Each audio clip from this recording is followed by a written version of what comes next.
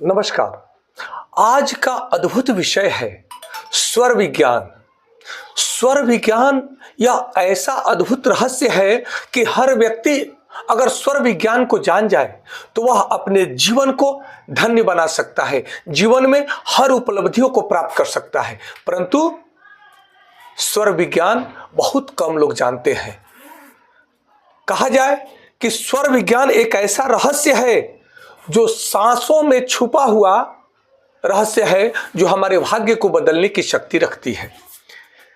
इसलिए हम सबका परम कर्तव्य है कि स्वर विज्ञान के रहस्य को जाने कि स्वर विज्ञान का सूत्रधार कौन है, स्वर विज्ञान क्या है, स्वर विज्ञान को हम जागृत कैसे करें और स्वर विज्ञान को उपयोग करके अपने जीवन के हर समस्याओं का समाधान कैसे करें।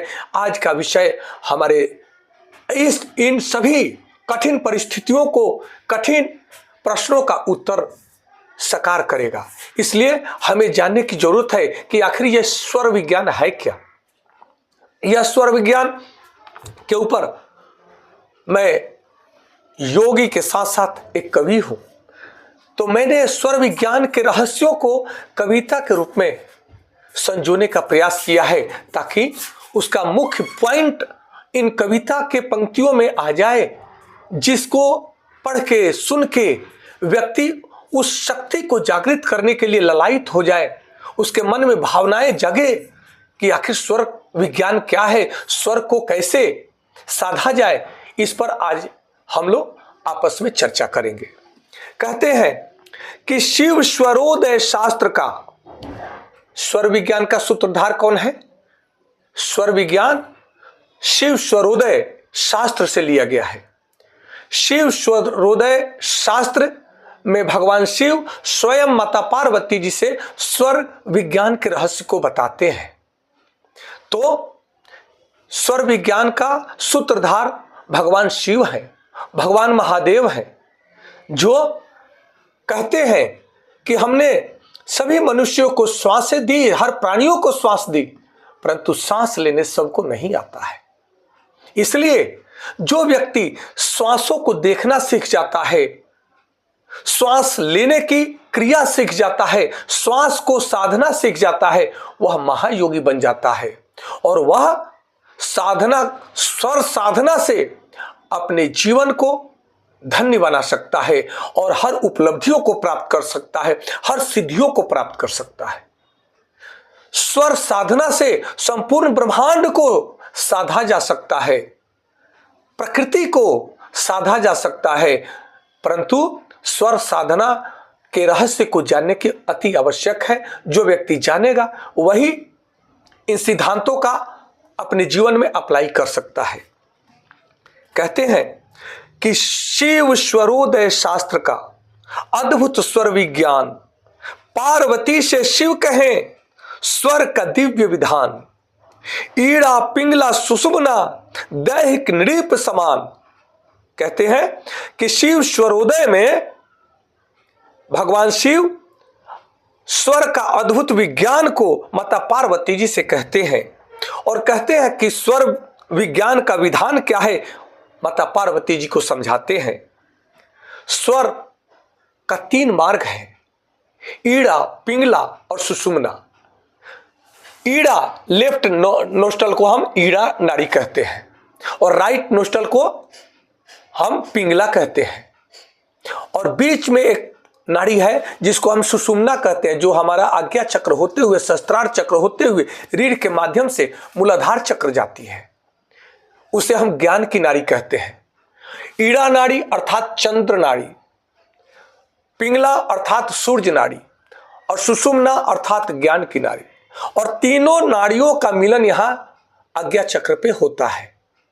उसके बाद ये तीनों नाड़ियां एक होकर के वो पूरी सहस्त्रार चक्र होते हुए रीढ़ के साथ में विशुद्धि चक्र, फिर हृदय चक्र, फिर नाभि चक्र, उसके बाद स्वाधिष्ठान चक्र, उसके बाद मूलाधार चक्र तक जाती है।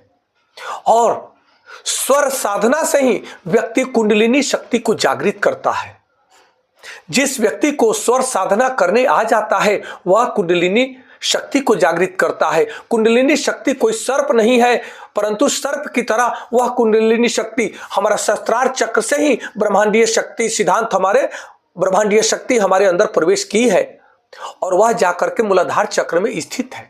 मूलाधार चक्र जब जागृत होता है तो वह धीरे धीरे वह लिक्विड फॉर्म में, वह गर्मी उष्णता जब हम प्राणायाम के द्वारा देते हैं तो वह उष्णता से वह लिक्विड फॉर्म में वह ऊपर वह शक्ति उठने लगती है। मूलाधार चक्र से स्वाधिष्ठान चक्र, स्वाधिष्ठान चक्र से नाभि चक्र, जिसको हम मणिपुर चक्र भी कहते हैं, और मणिपुर चक्र से अनाहत चक्र, जिसे हम हृदय चक्र भी कहते हैं। अनाहत चक्र से जब ऊपर उठती है वह शक्ति तब वह विशुद्धि चक्र, और विशुद्धि चक्र से वह आज्ञा चक्र, आज्ञा चक्र से वह सहस्त्रार चक्र तक पहुंचती है, और सहस्त्रार चक्र से जब ऊपर उठती है वह शक्ति तो स्वयं ब्रह्मांडीय शक्ति से जुड़ जाती है। ब्रह्मांड से उस व्यक्ति का कनेक्शन हो जाता है। वह योगी वहीं बैठे बैठे साधना में संपूर्ण ब्रह्मांड का विचरण करता है, दर्शन करता है, और वह भविष्य का दर्शन करता है, वह त्रिकालदर्शी हो जाता है। इसलिए हमें इस भाव को जानना है। ईड़ा पिंगला सुषुम्ना दैहिक नृप समान, यह देह का राजा है। यह जो स्वर है, यह जो श्वास है, वह हमारे शरीर का राजा है। इसके बिना शरीर का कोई अस्तित्व नहीं है। दैहिक नृप समान ऊर्जा शक्ति से सींच कर गढ़े जीवन वरदान। ऊर्जा को जागृत करने का, रक्त प्रवाह का शरीर में हमारे पंच प्राण और पंच उप प्राण है। ये दशों प्राण हमारे शरीर के अंग अंग को ऊर्जावान बनाते हैं, संचालित करते हैं। इस रहस्य को आप पंच प्राण में दूसरे एपिसोड में हम आपको बताएंगे। कहते हैं कि स्वर विज्ञान के ज्ञान से मिटे जीवन भव रोग, अस्वर विराट स्वर सूक्ष्मतम स्वर विघटन संयोग। स्वर विज्ञान के ज्ञान से जीवन का हर रोग मिटाया जा सकता है। स्वर के साधना से हम अपने तन और मन को निरोगी बना सकते हैं, और हर जीवन के हर कष्ट क्लेशों को हम समाधान कर सकते हैं, मिटा सकते हैं, दूर कर सकते हैं। ये स्वर में इतनी शक्ति है। कहते हैं कि यह विराट है, यह संपूर्ण ब्रह्मांड से कनेक्ट होकर के विराट, आपको विराट बना देता है, और यह सूक्ष्मतम से सूक्ष्मतम है। स्वर ही मनुष्य का, प्राणी का विघटन करता है, और स्वर ही प्राणी का संयोग करता है, आत्मा का परमात्मा से, व्यक्ति का व्यक्ति से संयोग करता है। इसलिए स्वर अद्भुत रहस्य है, इसको जानने की आवश्यकता है। कहते हैं स्वर साधना सीख जो करे शुद्ध उपयोग, स्वर साधना सीख जो करे शुद्ध उपयोग, वह ईश्वरीय शक्ति संग करे हर पल संयोग। जो व्यक्ति अपने जीवन में स्वर साधना सीख जाता है और उसका सात्विक सिद्धि रूप में उपयोग करता है, तब वह ईश्वरीय शक्ति से हर पल संयोग करता है, बातें करता है, उसी में रमण करता है। इसी को कहते हैं आत्म साक्षात्कार। अब स्वर साधना को कैसे उपयोग करके अपने जीवन को धन्य बनाए, इस पर दो पंक्तियां हैं कि दाहिने स्वर में भोजन कीजिए, बावें पीजिए पानी। दाहिने स्वर में भोजन कीजिए, बावें पीजिए नीर, और सात्विक पौष्टिक भोज्य नित्य सबल बनावे शरीर। कहते हैं कि सदैव ही व्यक्ति को दाहिने स्वर में ही भोजन करें। जब आपका राइट नोस्ट्रल चले, जब सूर्य नाड़ी चले, तब आप भोजन करें, वह सुपाच्य होगा, क्योंकि सूर्य नाड़ी अग्नि का प्रतीक है, और वह जब सूर्य नाड़ी चलती है तब वह हमारे जठराग्नि में, जठर को जो अग्नि है उसको प्रदीप्त करती है, और उस समय जब हम कुछ भी भोजन करते हैं वह जठराग्नि उसको पका करके पचाती है, और उससे सप्त धातुओं का पोषण होता है। इसलिए दाहिने स्वर में भोजन कीजिए, बावें पीजिए नीर, और सात्विक पौष्टिक भोज्य नित्य सबल बनावे शरीर। सदैव ही दाहिने स्वर में भोजन कीजिए और आप हमेशा बाएं स्वर में पानी पीजिए। बाएं स्वर में पानी पीजिए, यह चंद्र स्वर है। चंद्र स्वर के माध्यम से जब चंद्र स्वर चले तब आप पानी पीते हैं, तब वह पानी सुपाच्य होता है, आपके शरीर में ऊर्जा प्रदान करता है। इसलिए इस सिस्टम को समझना अति आवश्यक है। और सात्विक पौष्टिक भोज्य से आपका शरीर हमेशा सबल और निरोग होता है। इस बात को जानने की आवश्यकता है। और देखिए दूसरा सूत्र बताते हैं कि घर बाहर आते जाते, घर से जब बाहर जाए या घर के जब अंदर आए, तब घर बाहर आते जाते स्वर युक्त धरिए पांव।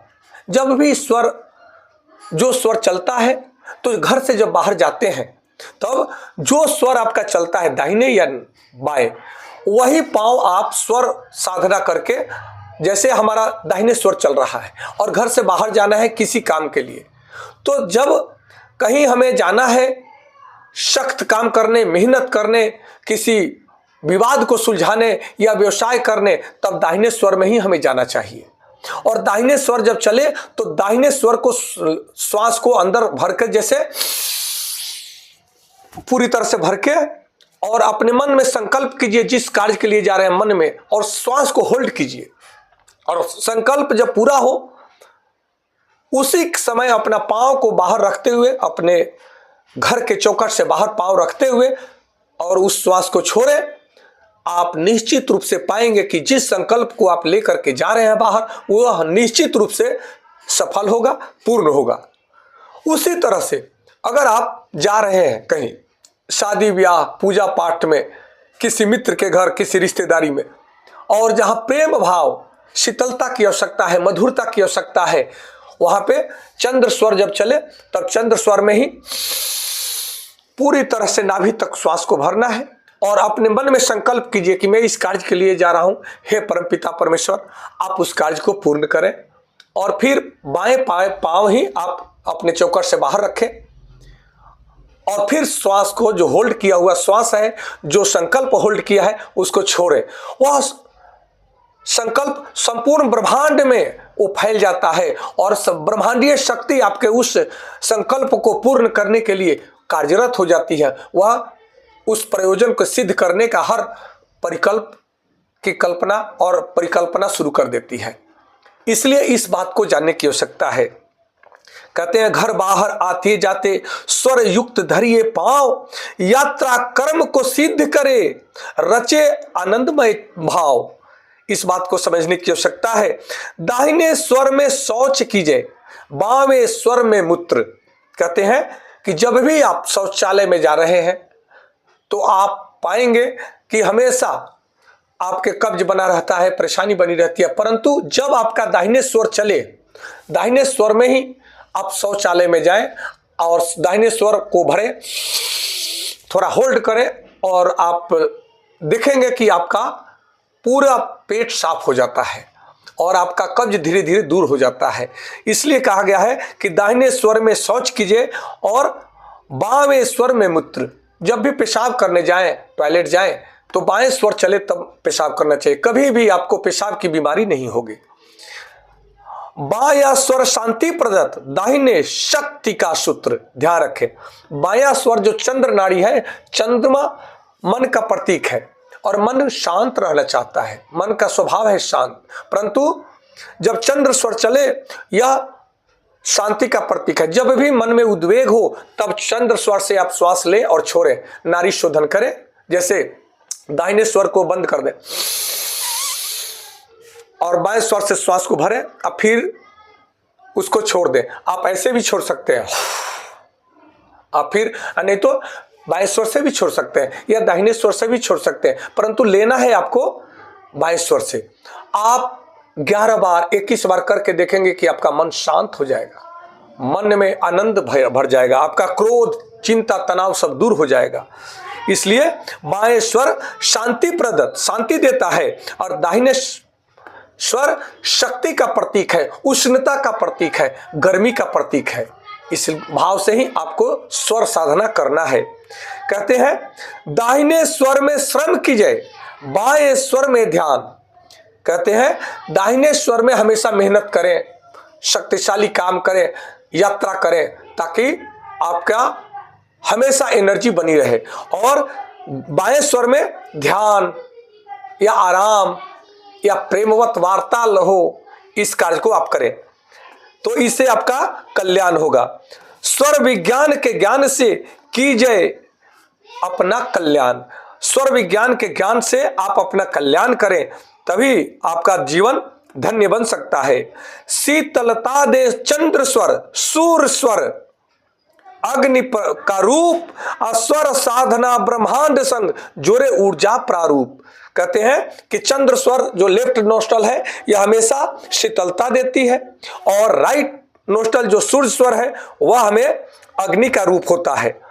उसी प्रकार से स्वर की साधना करके ब्रह्मांडीय शक्ति के साथ आप अपना ऊर्जा शक्ति को जोड़ सकते हैं, और तब आपका ऊर्जा ब्रह्मांडीय ऊर्जा से मिल करके आप जो चाहेंगे ब्रह्मांड आपके सामने वो प्रस्तुत कर देगा। आपका जीवन धन्य बन जाएगा।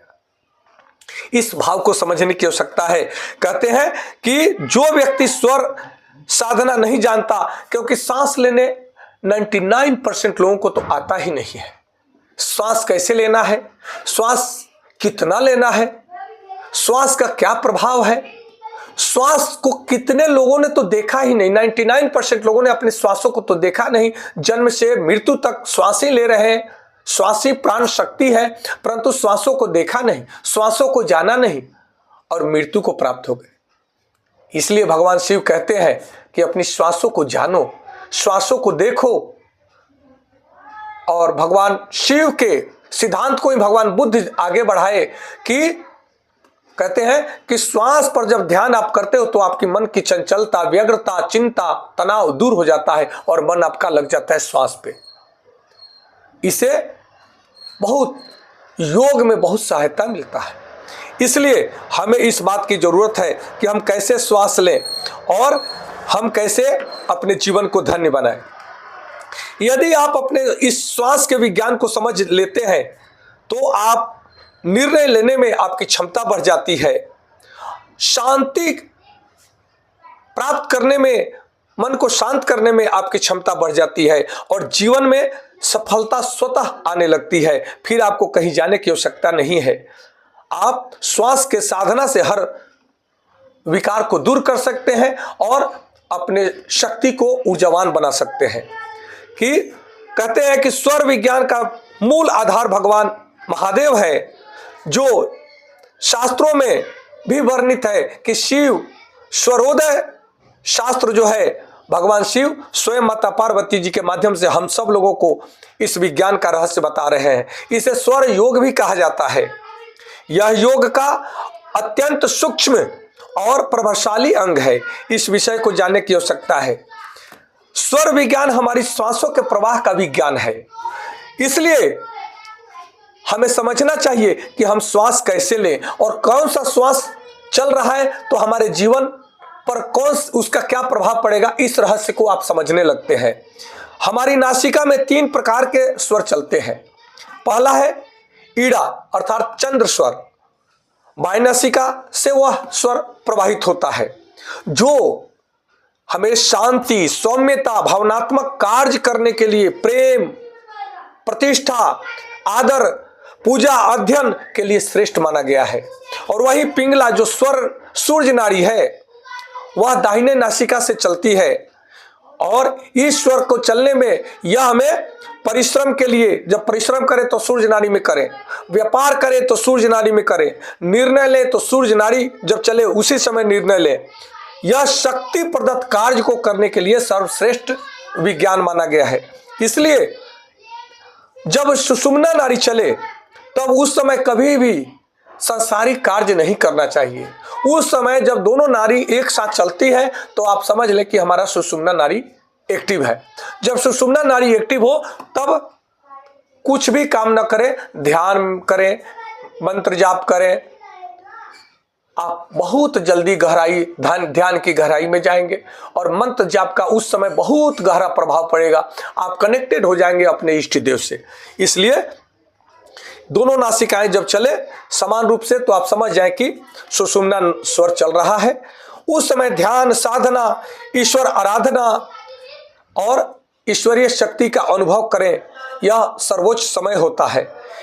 एक और बात ध्यान रखने की जरूरत है कि ये हमारा जो राइट नोस्ट्रल है और लेफ्ट नोस्ट्रल है, उसके साथ में सुषुम्ना नाड़ी है, ये तीनों नाड़ी 1 से 1.5 घंटे में अपने आप ये बदलती रहती है। और जब ये न बदले तो समझना कि अंदर बीमारी है। ये नाड़ी अपने आप स्वतः बदलती रहती है। ईड़ा चल रहा है तो ईड़ा नाड़ी जब चले तो 1 से 1.5 घंटे में अपने आप ये बंद हो जाएगी, पिंगला चलने लगेगी। पिंगला चल रही है तो 1 से 1.5 घंटे में अपने आप ये बंद हो जाएगी, ये ईड़ा चलने लगेगी। और कभी कभी इसी बीच में दोनों एक समान चलने लगती है, यानी सुषुम्ना नाड़ी जागृत हो जाती है। इन विषयों को समझने की आवश्यकता है। कहते हैं कि स्वर विज्ञान को जागृत करने के लिए हमें प्रतिदिन स्वर का निरीक्षण करना चाहिए, निरीक्षण करने का अभ्यास करना चाहिए। और सुबह जगते ही कौन सा स्वर चल रहा है, जिस नासिका से श्वास अधिक सहज आ रही है, आप समझ लें कि वही स्वर सक्रिय है। इस बात को समझने की जरूरत है। और इसको जागृत करने के लिए हमें अनुलोम विलोम, नाड़ी शोधन करने की जरूरत है। प्रतिदिन हमें एकांत में बैठ करके रीढ़ गर्दन सीधी करके हमें अनुलोम विलोम करना चाहिए। जैसे बाएं नासिका से श्वास भरें, पूरी लंबी गहरी श्वास के साथ भरें, और फिर दाहिने नासिका से श्वास छोड़ें, फिर दाहिने नासिका से श्वास भरें, फिर बाएं नासिका से श्वास छोड़ें। जब श्वास भरे तो पेट फूले, जब श्वास छोड़े तो पेट को निचोड़े। और यह क्रिया 5 और 10 के अंतराल में करें या समान अंतराल में करें। यह जब आप करते हैं तब आपका नाड़ी शोधन होने लगता है। और इस नाड़ी शोधन को, यह अनुलोम विलोम को कई भागों में बांटा गया है, जिसको हम होल्ड करके कुंभक भी लगाते हैं, और जिसे कई प्रकार से हम इसको प्रतिबंधित करते हैं, जागृत करते हैं। जागृत करने का अनुलोम विलोम में, नाड़ी शोधन में भी कई प्रक्रिया है। इस पर और विश्लेषण करेंगे आगे चल करके। और ध्यान और जप के माध्यम से जब दोनों स्वर समान रूप से चले तो उस समय ध्यान और जप हमें करके अपने स्वर को जागृत किया जाता है। आसन परिवर्तन करके भी हम अपने स्वर का परिवर्तन कर सकते हैं। यदि बाएं नासिका चल रहा है, बाएं स्वर चल रहा है, लेफ्ट नोस्ट्रल चल रही है, तो अगर हमें चाहिए कि राइट नोस्ट्रल चलना चाहिए, तो हम अगर बाएं करवट सो जाएं तो राइट नोस्ट्रल कुछ देर में ही राइट नोस्ट्रल चलने लगेगी। और अगर हमें चाहिए कि बाएं नोस्ट्रल चलना चाहिए तो दाहिने करवट अगर थोड़ी देर सो लें तो हमारा राइट बंद हो जाएगी और लेफ्ट नोस्ट्रल शुरू हो जाएगी। तो हम अपने स्वर को अपने हिसाब से भी बदल सकते हैं, या इसको ऐसे भी बदल सकते हैं, राइट नोस्ट्रल चल रहा है और हमें लेफ्ट नोस्ट्रल की जरूरत है, चंद्र स्वर की जरूरत है, तब हम राइट नोस्ट्रल को बंद करेंगे और चंद्र स्वर से ही श्वास लेंगे, छोड़ेंगे, और इस क्रिया को 11-21 बार करेंगे तो अपने आप ये स्वर चालू हो जाएगा। तो हम इसे अपने जरूरत के हिसाब से भी हम इसको बदल सकते हैं। और अपने प्रतिदिन के दैनिक जीवन में हम इसका उपयोग कैसे करें, जैसे अगर आप पढ़ाई करते हैं तब उस समय ईरा नाड़ी चलना चाहिए, और ईरा नाड़ी अर्थात चंद्र नाड़ी, चंद्र स्वर में ही आप पढ़ाई करें। उससे स्मरण शक्ति बढ़ती है, उससे आपका याददाश्त बढ़ता है, उससे आपका मन शांत रहता है, और जो आप पढ़ते हैं वह आपके मेमोरी में फिट हो जाता है। वहीं पे जब व्यापार करें या इंटरव्यू के लिए जाएं तो उस समय पिंगला स्वर चलना चाहिए। पिंगला स्वर यानी सूर्य नाड़ी। सूर्य नाड़ी में अगर आप व्यापार करते हैं या इंटरव्यू देते हैं तो उस समय इंटरव्यू लेने वाला भी व्यक्ति आपसे प्रभावित होगा, क्योंकि आपके अंदर वह तेजस्विता जागृत रहेगी। सूर्य नाड़ी के माध्यम से आत्मविश्वास में आप भर जाएंगे, क्योंकि सूर्य नाड़ी उष्णता का प्रतीक है, आत्मविश्वास का प्रतीक है। तो बिजनेस व्यवसाय करने में, इंटरव्यू देने में, किसी से कोई डील करने में हमेशा ध्यान रखना चाहिए कि सूर्य नाड़ी में ही हम ये डील करें। और जब ध्यान में बैठना हो तो ध्यान करें कि हमारा सुषुम्ना नाड़ी ही चलना चाहिए। वह हमें गहन अनुभव कराता है, गहन साधना में ले जाता है। इसलिए सुषुम्ना नाड़ी में ही हम साधना करें तो बेहतर है। स्वर विज्ञान के माध्यम से अगर सही स्वर में लिया गया निर्णय आपको सफल बनाता है, अगर सही स्वर में आप निर्णय लेते हैं, कार्य करते हैं, तब आपका जीवन का हर कार्य सफल होता है। इसलिए एक उदाहरण के लिए आपको बताता हूं कि मान लीजिए कि आपको किसी महत्वपूर्ण मीटिंग में जाना है। यदि उस समय सूर्य स्वर आपका चल रहा है, सक्रिय है, तब आत्मविश्वास और प्रभाव अधिक होगा। यदि आप क्रोध में हैं और चंद्र स्वर सक्रिय कर लें, तब आपका मन शांत हो जाएगा, आपका क्रोध शांत हो जाएगा। जब आपको क्रोध आए, चिंता आए, टेंशन हो, उस समय अगर आप चंद्र स्वर को सक्रिय कर लें और चंद्र स्वर में आप 11 बार 21 बार श्वास, लंबे गहरे श्वास लेते हैं, तब आपका क्रोध, तनाव, चिंता, एंजाइटी सब समाप्त हो जाएगा और आपका मन शांत हो जाएगा। इसको संतुलित करके हम अपने जीवन को बेहतर बना सकते हैं। इसलिए इस बात को जानने की आवश्यकता है कि जीवन में सफलता बहुत लोगों को मिलती है और बहुत लोग बड़ा प्रयास करते हैं, सफलता नहीं मिलती है। यह स्वर विज्ञान कहता है कि जो अपनी सांस को जानता है वह अपने भाग्य को जानता है।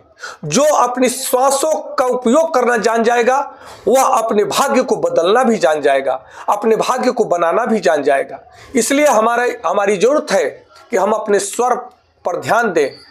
और भगवान बुद्ध कहते हैं कि स्वर पर ध्यान देने वाला विपासना शक्ति जागृत हो जाती है। विपासना योग कराते हैं, विपासना क्रिया है। भगवान बुद्ध ने करोड़ों लोगों की भला की इस स्वर विज्ञान के माध्यम से, विपासना के माध्यम से। जब आप स्वर पर ध्यान को केंद्रित करते हैं और स्वर का उपयोग करना जान जाते हैं, तब आप स्वयं बुद्धत्व को प्राप्त कर जाते हैं, आप स्वयं शिवत्व को प्राप्त कर जाते हैं। तब आप अन्यथा क्रोध और अन्यथा व्यर्थ का चिंता नहीं करते। इसलिए जब हम अपनी प्रकृति की लय में जीना सीख जाते हैं,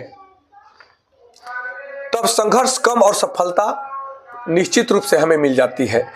क्योंकि प्रकृति जैसे चल रही है, हम प्रकृति के साथ अपने को जोड़ें, अपनी प्रकृति के साथ भी हम जुड़ें। हम अपने शरीर से, अपने स्वर से जबरदस्ती न करें और इसके विपरीत चलेंगे तो इसका नुकसान है। कहते हैं कि स्वर विज्ञान कोई अंधविश्वास नहीं है। कई लोग हमारे भारत के महान ऋषि मुनियों के द्वारा जितने भी अनुसंधान हुए, जितने रिसर्च हुए स्वर विज्ञान पर, भाव विज्ञान पर, योग विज्ञान पर, विपश्यना पर, कर्म विज्ञान पर, ज्ञान विज्ञान पर, उस सबको मूर्खों ने उस सबको अंधविश्वास से जोड़ दिया और कुछ लोगों ने मूर्खता भी की। इसलिए सही सद्गुरु मिलना भी मुश्किल है और इस सात्विक विज्ञान को जानना जरूरी है, क्योंकि इससे हमारा मकसद है कि घर घर में पहुंचाया जाए। हर व्यक्ति स्वर विज्ञान को जाने, हर व्यक्ति भाव विज्ञान को जाने, क्योंकि भावनाओं से ही तो हर चीज प्रकट होती है। भावनाएं ही तो सृष्टि का सृजन करता है और भावनाएं ही सृष्टि का विघटन करता है। इस भाव को जो समझ जाएगा वह महायोगी बन जाएगा। इसलिए यदि आप प्रतिदिन 5 मिनट भी अपने स्वर का निरीक्षण करना शुरू कर दें, तब आपका जीवन में परिवर्तन आना शुरू हो जाएगा। कुछ ही महीनों में आपके निर्णय लेने की शक्ति बदल जाएगी, आपका मन संतुलित हो जाएगा और आपका जीवन सार्थक बनने लगेगा। इसलिए आपका परम कर्तव्य है कि स्वर विज्ञान को जाने। जो व्यक्ति, इसी को भगवान कृष्ण श्रीमद् भागवत गीता में कहते हैं कि हे अर्जुन, 99% लोग सृष्टि सिद्धांत को नहीं जानते हैं, अपने भावनाओं के सिद्धांत को नहीं जानते हैं, अपने शारीरिक विज्ञान सिद्धांत को नहीं जानते हैं, वे अपने आप को जानते ही नहीं। इसीलिए वे कुकर सुकर की भांति जीते हैं, अपना पेट भरते हैं, आपस में लड़ते हैं और मर जाते हैं। परंतु उसी में जो विज्ञानी है, जो योगी है, जो ध्यानी है, जो ज्ञान विज्ञान को जानता है, जो स्वर विज्ञान को जानता है, जो भाव विज्ञान को जानता है, जो योग विज्ञान को जानता है, वह योगी देवत्व को प्राप्त करता है और वह दैवी शक्तियों के साथ खेलता है और दैवी शक्तियां उसका सहयोगी बन जाती हैं, उसके आदेश का पालन करती हैं। और बहुत से ऋषि मुनि ऐसे मिले हैं और देखने को और सुनने को मिला है कि हमारे भारत भूमि पर, इस पवित्र भूमि पर, इस पावन धरती पर ऐसे ऐसे योगी ऋषि महर्षि हुए हैं जो दैवी शक्तियों के माध्यम से प्रकृति के सिद्धांत को भी बदलने की शक्ति रखते हैं। और हम सबको उन्होंने बताया है कि सिद्धांत में बड़ी शक्ति है, परंतु हम करते क्या है कि जितने वेद शास्त्र उपनिषद, श्रीमद् भागवत गीता, रामायण, रामचरितमानस, शिव पुराण, भागवत गीता के साथ में भागवत पुराण, देवी पुराण, ये सब में हमारे सिद्धांत लिखे हुए हैं। और हम क्या करते हैं कि ज्ञान के अहंकार में हम उस सारे सिद्धांतों को रट जाते हैं, परंतु सिद्धांत जब तक प्रैक्टिकल में न बदला जाए तब तक उसका प्रतिफल नहीं मिलता है। तो हमारे जीवन में अगर आप प्रतिफल चाहते हैं तो उन सिद्धांतों को अपने जीवन में धारण करके अपने जीवन को धन्य बनाएं, श्रेष्ठ बनाएं, आनंदित बनाएं, अपने जीवन के भवसागर को पार करें, आनंद से पार करें। नहीं तो आप इसी जाल में फंस करके कुकर सुकर की भांति मनुष्य मर रहा है और हम और आप देख रहे हैं क्या खाना है, क्या नहीं खाना है, कब खाना है, कैसे खाना है, कैसे बोलना है, क्या आचरण करना है, क्या कर्म करना है, हमें ज्ञान ही नहीं है। और हम इसी कुकर सुकर की भांति इस अद्भुत वरदान जो प्रकृति ने, जो ईश्वर ने हमें दिया है, यह मानव शरीर, इसका महत्व जाने बिना, अपने आप को जाने बिना, ये ब्रह्मांडीय शक्ति सिद्धांत जाने बिना, अट्रैक्शन ऑफ लॉ का सिद्धांत जाने बिना, ईश्वरीय शक्ति सिद्धांत जाने बिना हम मर जाते हैं। तो क्या फायदा है, क्या लाभ हुआ इस जीवन को पाने के लिए? और नहीं तो कहते हैं 84 लाख योनियों में फिर भटकना पड़ेगा और फिर आप अपने आप को जानने के लिए फिर एक बार आपको मौका मिलेगा। कब? जब 84 लाख योनियों में भटक जाओगे तब। तो मेरे भाई बहन, मैं आपसे पुनः निवेदन करता हूं, विनम्र निवेदन करता हूं कि मैं आपसे यह वार्ता इसलिए कर रहा हूं कि मैं साधना करता हूं, उसका लाभ हमें मिलता है, हमारे जीवन में अत्यंत परिवर्तन आया है, अद्भुत परिवर्तन आया।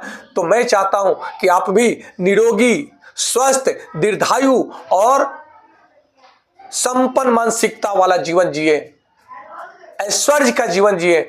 मेरी कामना यही है। ईश्वर आपको वरदान दे, ईश्वर आपको ऐश्वर्य दे, स्वास्थ्य दे, संबंधों को मजबूत करे, आपके अंदर प्रेम, क्षमा, दया, उपकार की भावना बढ़े। यही हम कामना करते हैं ताकि आपका जीवन धन्य हो। आज इतना ही, कल किसी और विषय पर अच्छा से चर्चा करेंगे। आपको कोटि कोटि नमन, कोटि कोटि प्रणाम, नमस्कार।